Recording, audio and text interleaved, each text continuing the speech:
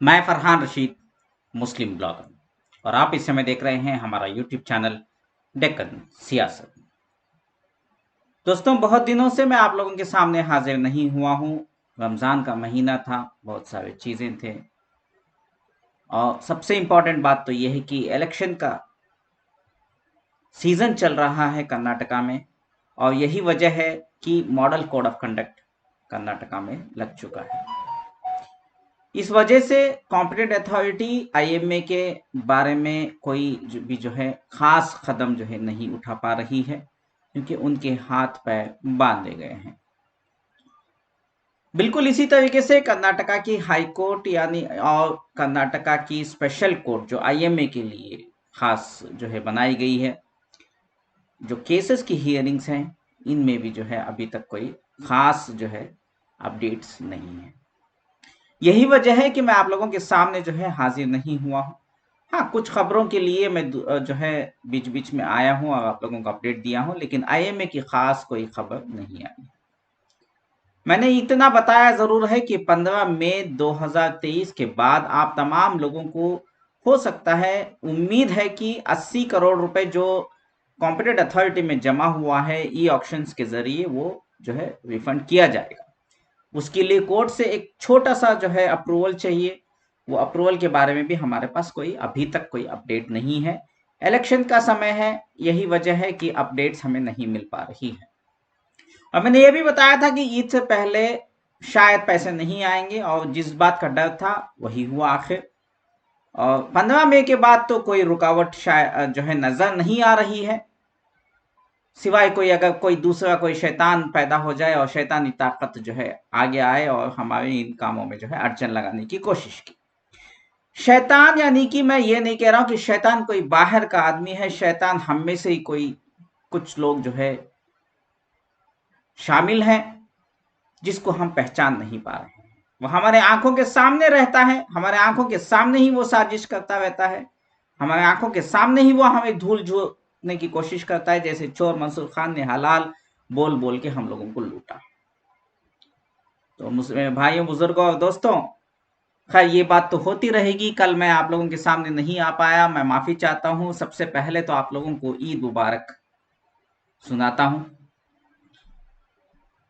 हालांकि मुझे वीडियो कल रिलीज करना चाहिए था, लेकिन आज मैं आप लोगों को जो है ईद मुबारक सुना रहा हूँ। मैंने व्हाट्सएप में स्टेटस में डाल दिया था ईद मुबारक, और बहुत सारे लोगों ने मुझे भी जो है रिस्पॉन्स भी दिया है स्टेटस देखने के बाद, लेकिन वीडियो के ज़रिए आप लोगों को मैंने ईद मुबारक नहीं बताया था, तो माफ़ी चाहता हूँ।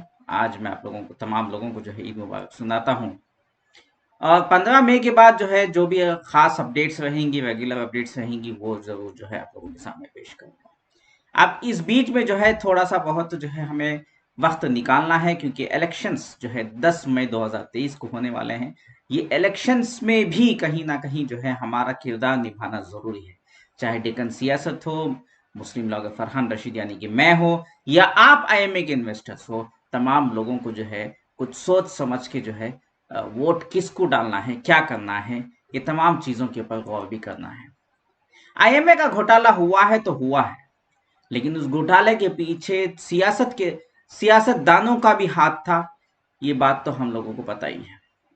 अब कुछ सियासतदान जो है जेडीएस में ज्वाइन हो गए हैं, जो आईएमए से ताल्लुकात रखते थे।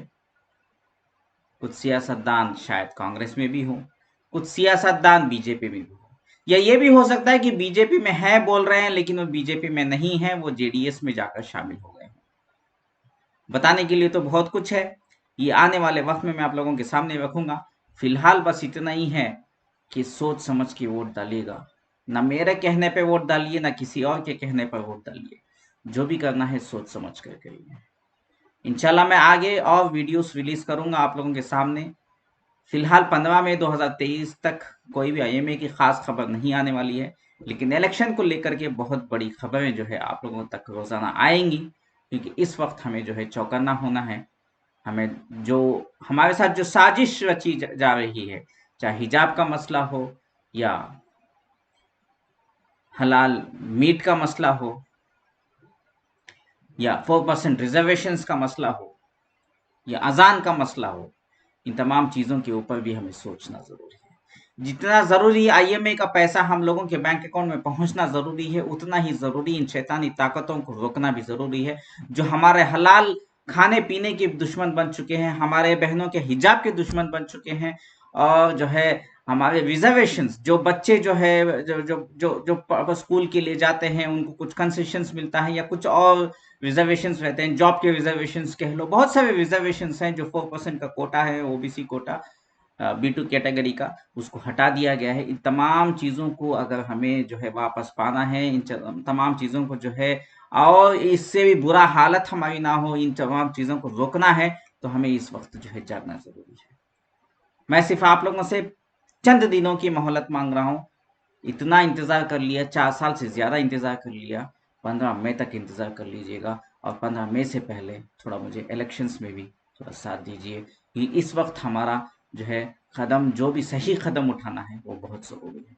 फ़िलहाल आपसे इजाज़त माँगता हूँ, दुआ में याद रखिए। आपका फरहान रशीद, मुस्लिम ब्लॉगर। शुक्रिया। और हमारे इस यूट्यूब चैनल डेक्कन सियासत को सब्सक्राइब नहीं किया है तो सब्सक्राइब ज़रूर करें। अल्लाह हाफ़िज़।